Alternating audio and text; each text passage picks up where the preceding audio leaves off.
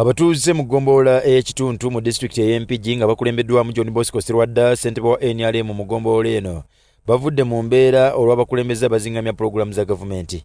Aba opposition abadde bakulembera eggombolola eno buli ke wabba yanguwa okaze ng'obudde bukyali kaze mangu bw'oba wanyaga ekibanja ky'omuntu oteekwa ekisesema kola naye okutegeregana naye nga mukyali eyo ebbali.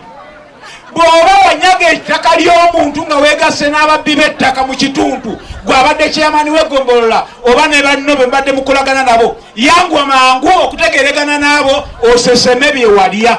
Bano baagala gavumenti esindika ababalirizi baayo mu ggombolola eno okukakasa ensimbi gavumenti zeeweereza we ziraga kuba balumiriza ssentebe w'eggombolola eno omuwangule Godfrey Nalima okuzikuba ettama. Chairman omuwangule owa wano afumidde Museveni emyaka 2 naye wiiki ejja agenda mu State House kwetonda.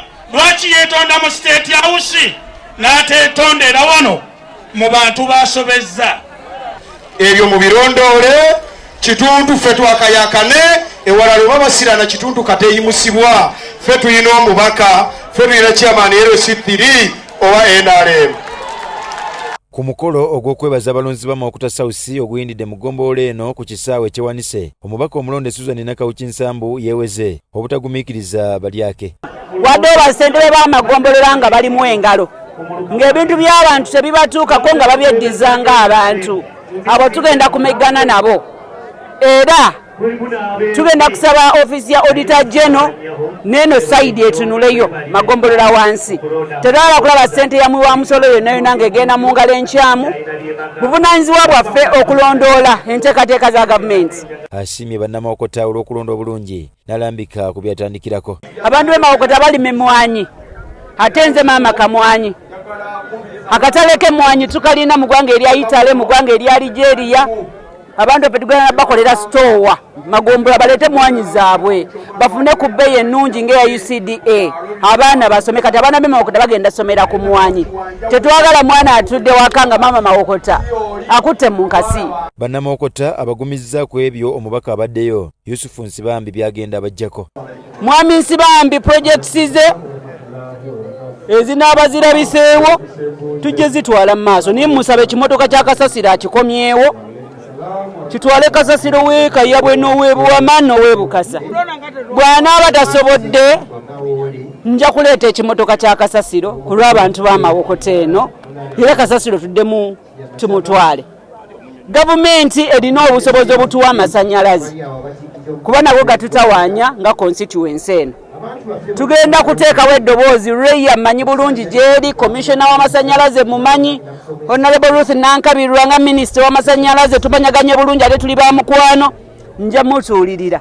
Omukolo guno gwetabiddwako n'omubaka omukyalo owa disitulikiti ey'Erakai Juliet Kinyamatama n'akakasa bannamawokota nti Nakawuki balonze zaabo.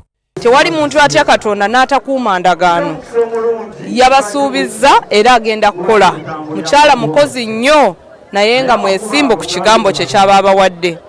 Combination yange ne Honorable Susan Nakawuki.